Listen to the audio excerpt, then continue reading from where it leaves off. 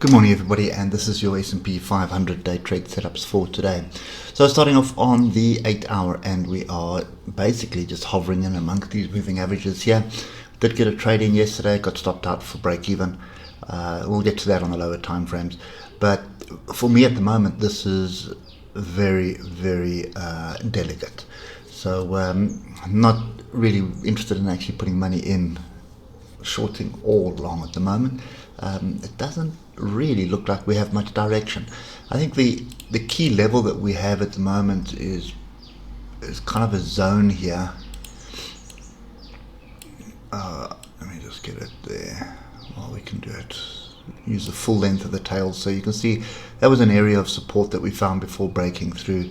We've broken into it. We did break above it yesterday, but we immediately came back. Now the question was, are we coming back to test, or are we coming back as this is a rejection and we're looking to fall?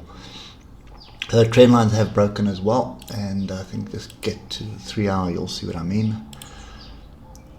So first trend line is there, that one's still intact, but this trend line that we pointed out yesterday is definitely broken. So if you look at the 3 hour at the moment, we haven't really had a crossover the moving averages. We're still below the 155. We did break above it. I mean, during the video yesterday we were above it. You would have expected us to come back, close a gap, and then continue, sort of form a head and shoulders of sort. That would be the neckline up there. There's a shoulder, here's a head, and this is another shoulder. So yeah, I suppose technically until we take out the low of last week, we're still kind of safe, and that says if you're looking for longs. Anyway, so just working on the hour. I think before we get to the hour, let me just run through the trade yesterday.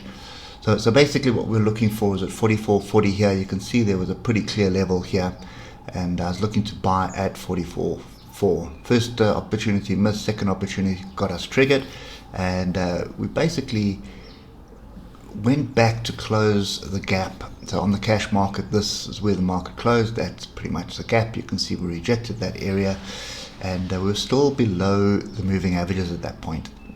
Then came back. During this retracement, I moved stop. Original stop was below here, the lower Friday.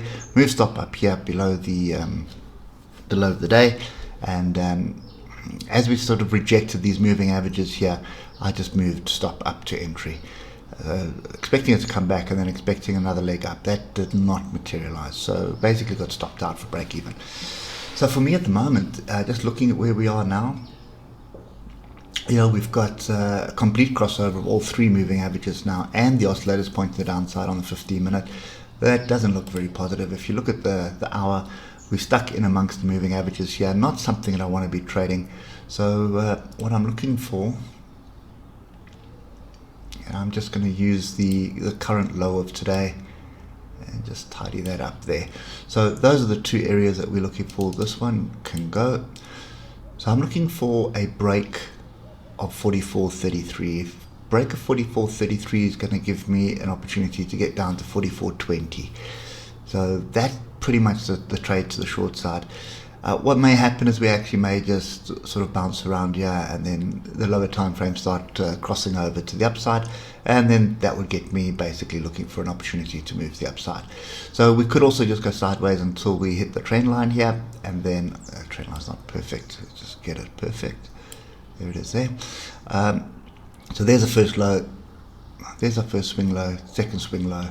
So that was, typically that's normally what the first trend line is. And if I draw a trend line along the top, you'll see it's pretty much a channel. So that's kind of what I'm waiting for. There is still this sort of, should I say, big inverse head and shoulders here that we need to break through the 44.91 to the upside. That 4500 is going to be key as well, because that gets above all the moving averages again on the daily, and what it also does for you is it basically sort of set things in motion for a move to the upside. So at the moment we do have a crossover here. I just don't trust it where it's sideways, so we're going to have to break 44.50 at least for me to start looking at it on an hour. I will watch it on a 12 or 15 minute chart just to see what transpires here, and you can see the current high of the day actually breaks through the moving averages as well, and they are starting to group together, so it is possible that we get some kind of a breakout here. But yeah, this range from yesterday is obviously the one we want to pay attention to.